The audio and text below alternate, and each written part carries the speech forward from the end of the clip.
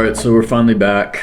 We are back in Birmingham, back in Alabama, and also that means finally back into the office. Man, what a blessing it was to be able to go home, be able to see my family, see my parents, grandparents, sister, and what a blessing that was to be able to spend time with all of them. But boy, I'm happy to be back. I'm happy to be back in the office, being able to just lock in and just grind and just really create some momentum going into the new year. So, yeah, just back to it. I have a long, long list of things to do, and so just gonna put the headphones in and get to it. But yeah, made it back to Alabama. Blessed to have such a great time at home, and just excited to be back in the office and just be able to get back to it. So, as always, cue the Dusty B-roll. No force, wavy like the ocean. Of course, who gave you the notion? I couldn't roll my own. Had to hop off the wave, learning to float on my own. So I think that right now, one of the biggest tests that I'm facing as an entrepreneur is just when you get this huge pile of tasks that you need to do. So you have a bunch of different responsibilities in a bunch of different areas of your business. How do you handle it? How do you go about managing your time the most effective way in order to accomplish what needs to be done? And so when I'm facing things like this, what I keep telling myself is just one task at a time. I try to just look at it from a third person point of view and just think about how if I just am not fearful of having a large log of tasks, having a big to-do list, and rather just focus on having one task, that's what I'm at. That's just be where your feet are.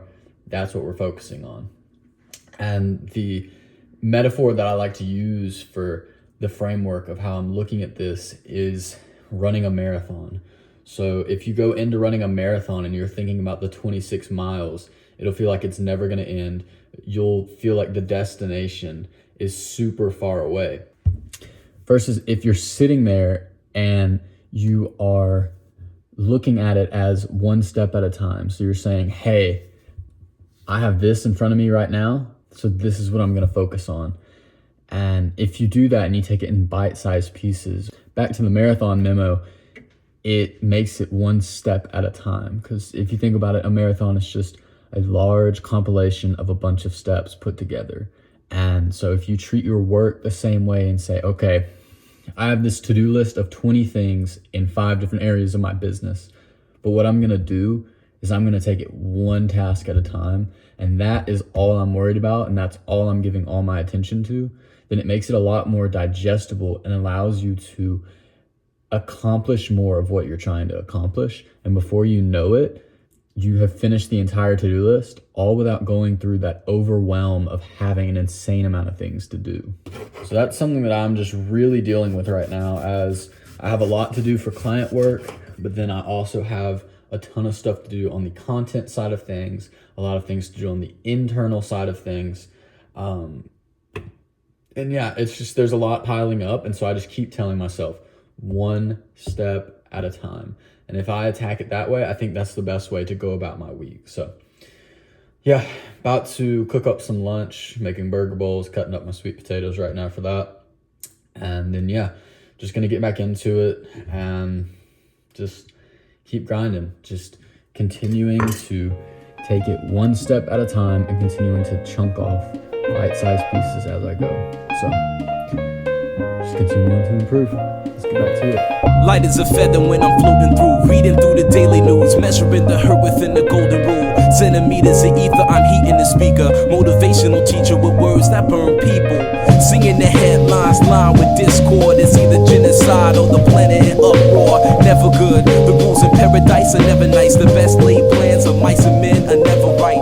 I'm just a vagabond with flowers for Algernon, the average Joe who knows what the... So it's been a very, very busy week. I'm honestly not even sure how long this video will be. I can't even remember how many times I've actually spoken to you and updated you on what's going on. But essentially one of my clients that I've hired on recently, he has several different entities, and I'm having to do all of the bookkeeping for 2025 within the last month. So essentially I'm doing a full year's bookkeeping and everything and getting it ready for tax preparation in about a month. So very busy with that, along with a few other tasks with clients. Also launched my new offer and the reframing behind my offer. So just a lot happening right now. And yeah, it's been enjoyable though. I enjoy doing this so much. I'm very blessed to be able to do it. But as I've been doing this, I've been thinking about a concept that I learned about a while back. As you know, I read a lot of books. I study a lot of other entrepreneurs. And one of the things that I've learned that really separates the winners from the people who stay average is the time to action. For instance, if you're somebody that has to go through a full morning routine, has to plan out their full day, has to go through all these different things just to set up to do the work, by the time that that person has finally started the work and gone through one iteration of it, there's people on the exact opposite side of the coin that plan their day the night before, and they wake up and they get to it and they just start taking action. And I think this can be transferred onto all different types of scales in terms of whether you're having a morning routine that's 3 hours versus 5 minutes, whether you're getting back to work after lunch, whether that takes you watching 3 YouTube videos versus just putting in your headphones, locking in on Brain FM and just getting going. And so what I've really realized is that the biggest differentiator between the winners and the people who stay average is the time it takes for you to take action. So what does this mean for you? What should you be taking from this? So what I'm trying to tell you is that you need to find systems that eliminate that friction, eliminate that time to action. So one thing that I do is at the end of every day, I reflect on what I've done that day, and then I look at, okay, based on all of my tasks that I have in my database of tasks and clients and projects and everything like that, what do I need to accomplish tomorrow to continue to move the needle forward 1%?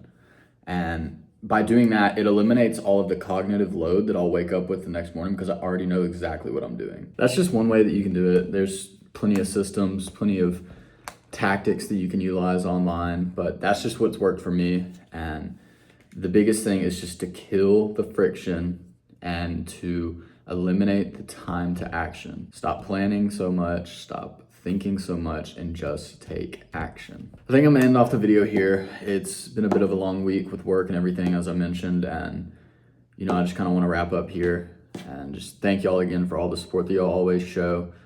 Be sure to go check out my tax and business channel. I just uploaded a new video explaining my entire offer. I feel like that's something I could be a little bit more clear on about what exactly it is that I do, what exactly it is that I am doing to help people and help clients to actually save money on taxes. So be sure to go check that out. I'll put the link down below in the description. As always, never stop your relentless pursuit of continuous improvement, and I look forward to us talking again soon.